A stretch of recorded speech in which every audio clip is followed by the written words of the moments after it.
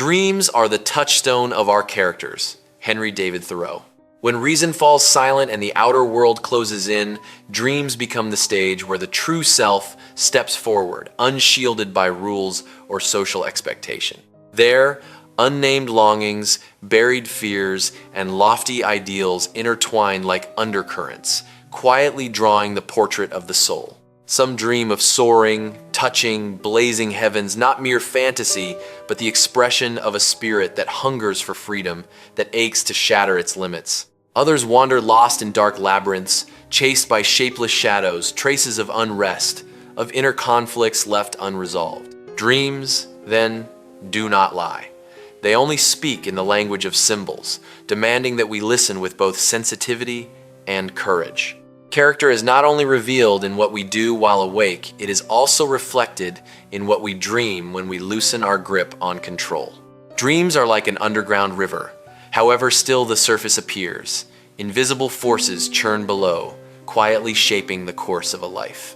To understand one's dreams is to understand oneself, not to judge, but to reconcile and to grow. And in the gentle light of that awareness, a person no longer fears their own strange dreams. Instead, they learn to cherish them as quiet messages from the soul, as puzzle pieces that help complete the portrait of who they are. Because when all is said and done, dreams do not merely measure who we are, they also illuminate the path toward who we might become. Turn your wounds into wisdom. Oprah Winfrey. A wound is not merely pain that has passed, it is the mark left where we collided with the world, the place where the self was once cracked open. If avoided, it smolders like a fracture beneath a polished coat of paint, ready to split apart at any moment. But if faced squarely, a wound becomes a doorway opening into depths that those who have never truly suffered can scarcely reach.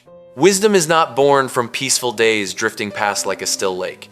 It is forged in those moments when we are compelled to ask, what is this teaching me? When a loss weighs heavy on the heart, that is also when we learn the true value of belonging. When betrayed, we don't only learn pain, we begin to understand boundaries, trust, and the very way we give our hearts away.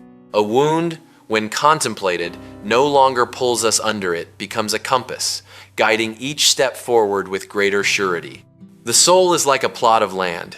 Never tilled, it may be intact, but it is also barren. It is the deep furrows, painful as they are, that break open the earth, making it ready for the seeds of awareness and growth to take root.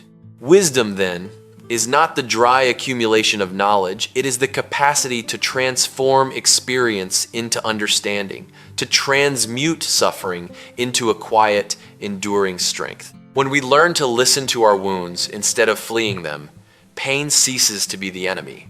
It becomes a harsh but honest teacher training us to see the world more clearly, to read others more deeply, and above all, to look at ourselves with far greater truth. And in the light of that understanding, we do not merely heal, we grow into a steadier, stronger version of who we are. Nothing great was ever achieved without enthusiasm. Ralph Waldo Emerson. A flame smolders within every person. If nurtured, it can rise into a force powerful enough to burn through the fog of doubt and fear.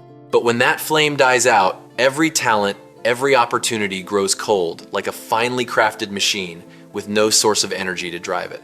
Great achievement is not the result of a single impulsive burst. It is the long chain of days spent persisting against exhaustion and despair. In those very moments when surrender seems closest, enthusiasm becomes the invisible force that pushes us one step further and then one more. It is not a fleeting emotion, but a deep commitment to oneself, a steady whisper that says, I am not finished here. Imagine a ship on the open ocean. Skill is the sail, opportunity is the wind's direction, but enthusiasm is the current running beneath, silent yet immensely powerful. It carries the ship far beyond what the naked eye can see. Those who lack enthusiasm may set out quickly, but they stop when the waves grow high. But those who carry that inner flame, though they may move more slowly, never stop pressing toward the horizon. Such people do not merely work, they live in everything they do, breathing meaning into every small effort. And it is that aliveness, accumulated over time, that crystallizes into what others call greatness, though to those who lived it, it was simply the inevitable fruit of a heart that never grew cold. Creativity is intelligence having fun. Albert Einstein. Creativity is not the privilege of genius. It is the moment when a person allows themselves to be curious, to experiment, even to be wrong, without fear of judgment. It is when a small idea is cradled like a seed, imperfect, perhaps, yet given the chance to sprout. Like a stream, when nothing blocks its path, it winds freely, discovering channels no map could have drawn in advance. Intelligence at play works the very same way. It explores, combines, and reimagines the world in ways that are wholly new. This play is not shallowness, it is a state of pure, concentrated presence, where a person dissolves entirely into what they are doing. In those moments, time seems to melt away, and the ego fades, making room for the flow of ideas to rush in. This is the crossroads of joy and capacity, the place where creativity is no longer effort, but the natural expression of a mind fully alive. To nurture creativity, one must not only keep learning, one must also relearn how to play. Play with ideas, with questions, with the very edges of one's own limits. For in the gentle laughter of a mind at play, unexpected sparks will flash, lighting paths we never thought to walk before. Imagination is everything. It is the preview of life's coming attractions. Albert Einstein. Imagination is like a private screening room within the mind, a place where possibilities that do not yet exist are assembled from the light of hope and the fragments of experience. There, we are not bound by reality. We are free to rehearse other versions of ourselves, stronger, freer, more complete. What we imagine is not meaningless illusion. It is the first rough sketch of action itself. Before a person transforms their life, they have often already lived through that transformation in their mind. A person who dares to envision success, joy, and possibilities far greater than their current circumstances is, in essence, reprogramming the very way they see the world. And that way of seeing will steer their choices, their behavior, and ultimately their outcomes. Like a silent director, the outer life is only the stage, while the script has already been written from within. If that script is threadbare, echoing only fears and limitations, reality will struggle to break free. But if it brims with color, with bold and captivating visions, then the person will gradually find ways to make them real, drawn forward by an invisible pull toward what they have already seen inside. Life can be otherwise. The self can become more than what it presently is. This is not an escape from reality, it is how reality itself is expanded. And within that expanded space, a person discovers motivation, meaning, and the courage to step beyond old limits. To nurture imagination is not to flee from life, it is to prepare for it. For every vivid image we paint in the mind today may become a piece of tomorrow, a quiet promise that the most wondrous things are still ahead. Optimism is the one quality more associated with success and happiness than any other. Tracy. Optimism is not the denial of darkness, it is the capacity to see the light even when it is barely a flicker. It is a form of emotional intelligence, knowing that circumstances can be harsh, yet understanding that how we respond is what truly determines the course of a life. The optimist does not live in illusion. They simply refuse to let fear and failure become the final definition of who they are. When they stumble, they do not see it as a full stop, but as a comma, a pause to recalibrate, to learn, and then to press on. This way of seeing creates a positive spiral. Belief gives rise to action, action produces results, and results reinforce belief. Success, therefore, does not come from luck. It springs from a mind that holds steady in the face of adversity. Think of a garden. Optimism is sunlight. It does not directly create fruit, yet nothing can grow without it. Without that light, the seeds of opportunity and effort can hardly germinate. With it, even the driest soil can slowly come back to life.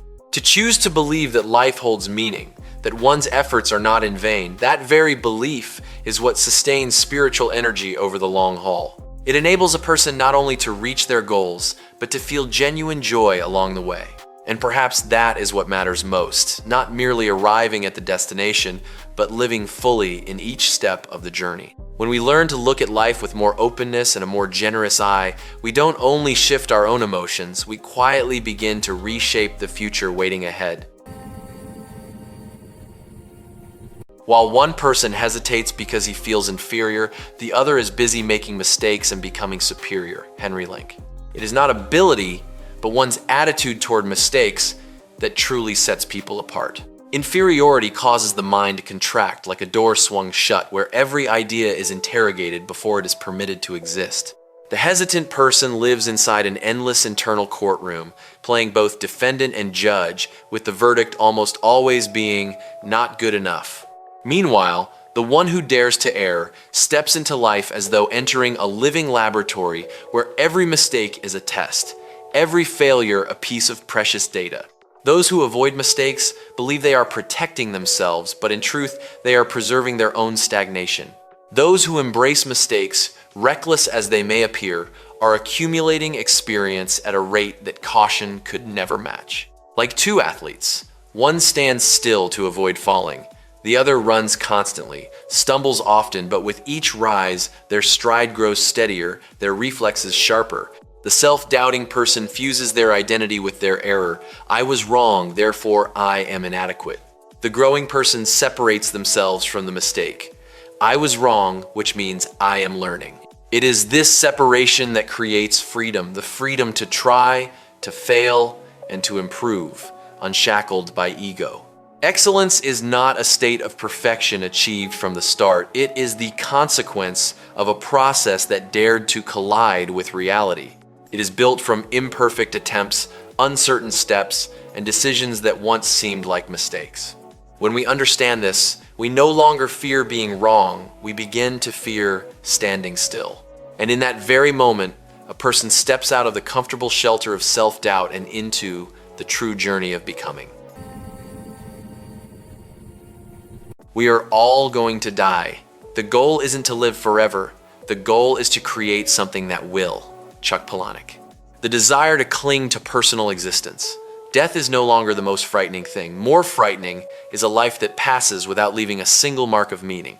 It is precisely the finitude of human life that becomes the most powerful catalyst, compelling us to ask, what within us deserves to extend beyond time? There is a haunting paradox. The more a person clings to the preservation of themselves, the smaller they become. Yet when they direct their energy toward creating value, an idea, a body of work, a ripple of positive influence, they inadvertently touch a different kind of immortality. Not the immortality of the flesh, but the continuation of meaning. A single word can outlive the one who spoke it. A single act of kindness can ripple forward across generations. And a vision large enough can continue to shape the world long after the one who ignited it has departed. Each person is like a candle. If all you do is guard your own flame from going out, that light will fade when the wax runs dry. But if you use your flame to light other candles, the light will go on spreading, reaching far beyond the limits of one lifetime. In that act of giving, a person escapes the obsession with death and enters a deeper form of existence, living on in memory, in influence, in all they help to build.